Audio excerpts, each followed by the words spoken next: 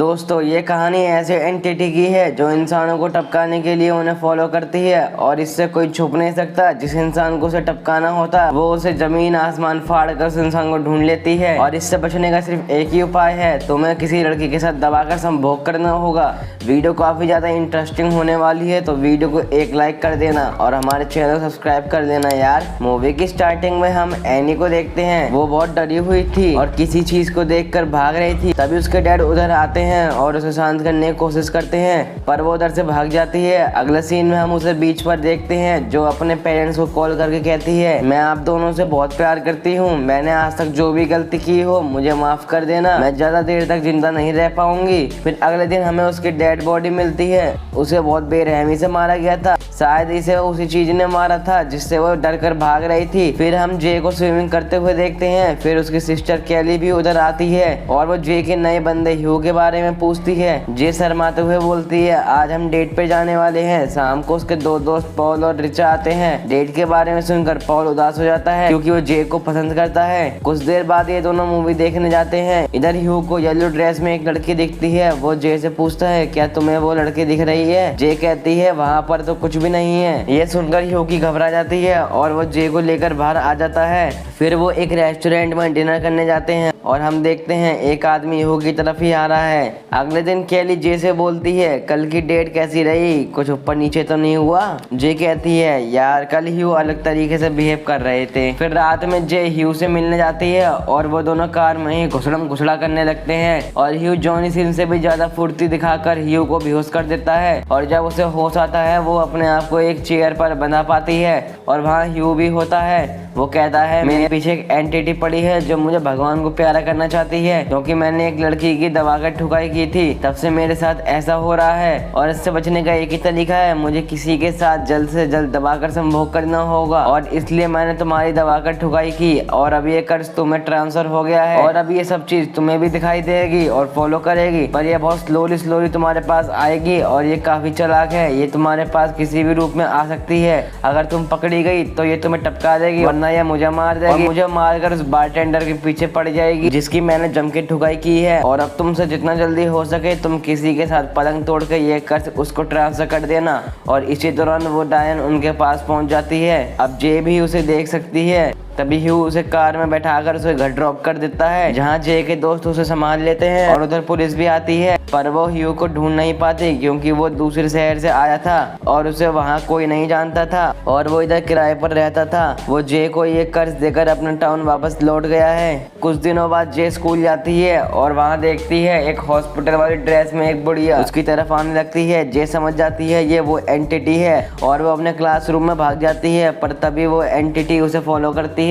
फिर वो कैली और पॉल को सब कुछ बता देती है पर वो उस पर बिलीव नहीं करते। पॉल कहता है आज वो सारी रात जे के घर पर रुक उस पर नजर रखेगा। जे को नींद नहीं आ रही थी। फिर वो नीचे पॉल के पास आती है। पॉल नीचे टीवी देख रहा है तभी कांच टूटने की आवाज आती है। पॉल चेक करके बताता है किचन का कांच टूटा हुआ है पर वहाँ कोई भी नहीं है। वो कैली को बुलाने ऊपर जाता है और जे जब किचन में जाती है तो उसे वही एंटिटी दिखती है और उसे देखकर उसकी घबरा जाती है और वो अपने रूम में भाग जाती है और वहाँ पॉल और कैली भी थे। वो उस एंटिटी को नहीं देख पा रहे थे इसलिए वो उस पर विश्वास नहीं कर रहे थे। तभी रिचा उसके रूम में आती है और वो एंटिटी भी उधर आती है। तभी जे बालकनी में से कूद के एक मैदान में आ जाती है। कुछ देर बाद उसे ढूंढते हुए उसके दोस्त भी उधर आते हैं और उनके साथ उनका पड़ोसी ब्रेक भी था और जे उसे सच बता देती है। ब्रेक कहता है हमें ह्यू को ढूंढना होगा और वो ग्रेग की कार में ह्यू को किराए वाले घर में ढूंढने जाते हैं पर ह्यू यहाँ अकेला रहता था और अब वो जे को अपना कर्ज ट्रांसफर करके जा चुका है। वहाँ कुछ बुक्स में से ह्यू की फोटो मिलती है और उस स्कूल की जैकेट को देखकर पॉल पहचान जाता है ये कौन सा स्कूल का जैकेट है। ह्यू के स्कूल जाते हैं तो उन्हें ह्यू का असली नाम जेफ पता चलता है और वो स्कूल से जेफ का एड्रेस ले उसके घर जाते हैं तो जेफ उनसे माफी मांगता है और कहता है मेरी मजबूरी थी इसलिए मुझे ये सब करना पड़ा और वो ये कर्ज जे को ट्रांसफर करने को कहता है जिसके लिए उसे किसी के साथ पेलम पिलाई करनी होगी। मूवी के स्टार्टिंग में हम एंडी को देखते हैं। जेफ ने उसे अपना कर्ज ट्रांसफर किया था पर उसकी डेथ के बाद ये एंटिटी फिर उसके पीछे पड़ गई और इसलिए उसे ये कर्ज को जे को ट्रांसफर करना पड़ा और अगर जे की मौत हो जाती है ये एंटिटी फिर उसके पीछे पड़ जाएगी और ये एंटिटी किसी भी रूप में आ सकती है,